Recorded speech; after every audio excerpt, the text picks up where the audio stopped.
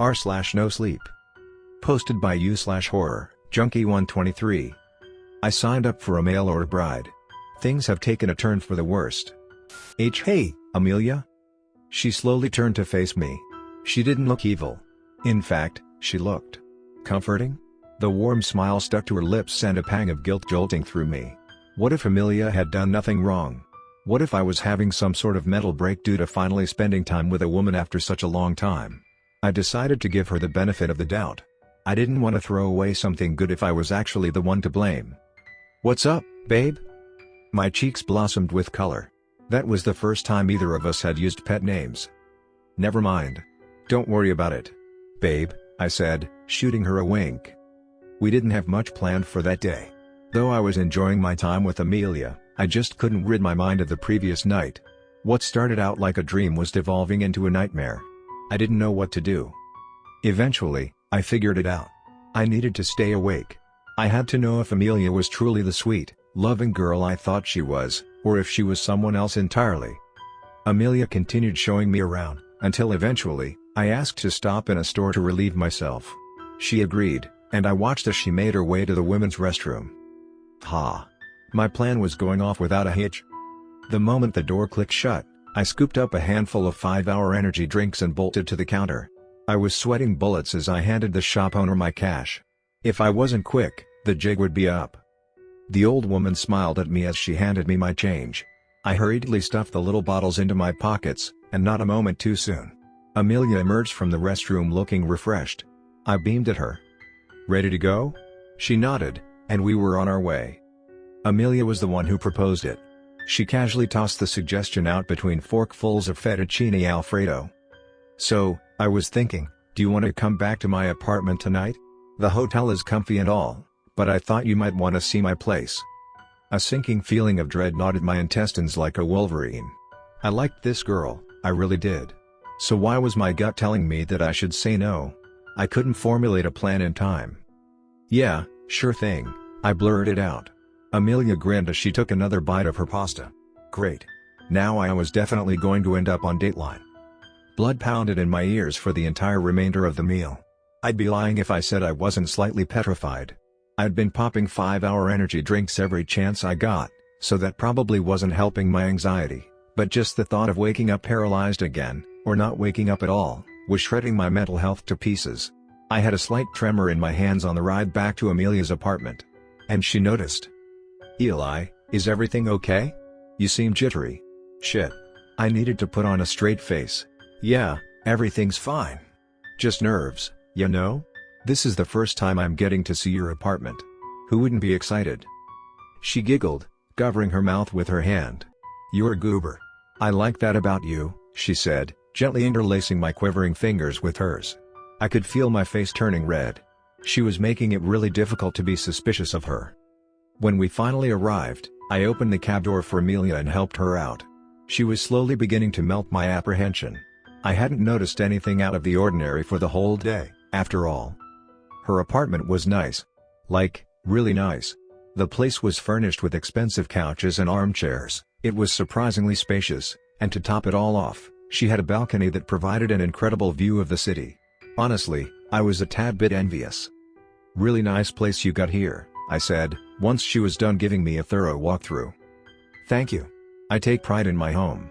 There's one room I haven't shown you yet, though," she yawned, drowsiness sweeping over her countenance. My heart plummeted into my gut. Crap. Was it bedtime already? I glanced down at my watch. 11 p.m. I knew what I needed to do. "Mind if I use the restroom first? Been holding it for a little bit." "Sure. Right down the hall." I nonchalantly sauntered to the bathroom. The second the door clicked shut, I emptied the rest of the 5-hour energy drinks from my pockets. 2 left. That would have to do.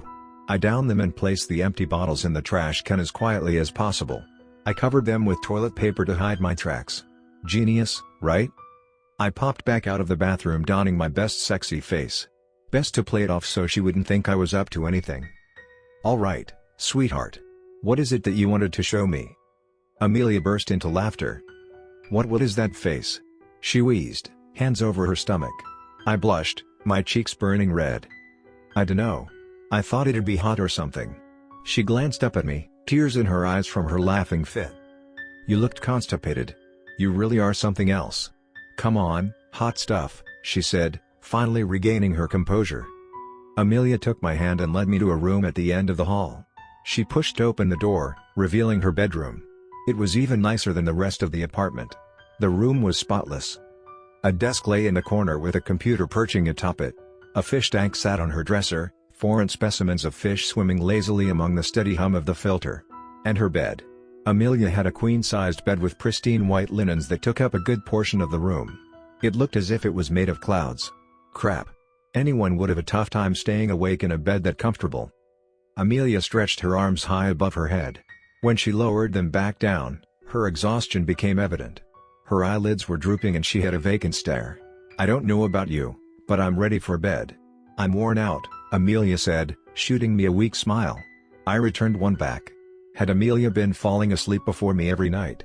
Maybe she really wasn't up to anything. Same. Ladies first. I soon found myself snuggled up under the blankets with Amelia in my arms. The bed was as comfortable as it looked. Fortunately for me, the energy drinks had my heart pounding harder than an MMA fighter. I wasn't going to dreamland anytime soon. I don't even know how long I laid there, fighting off sleep.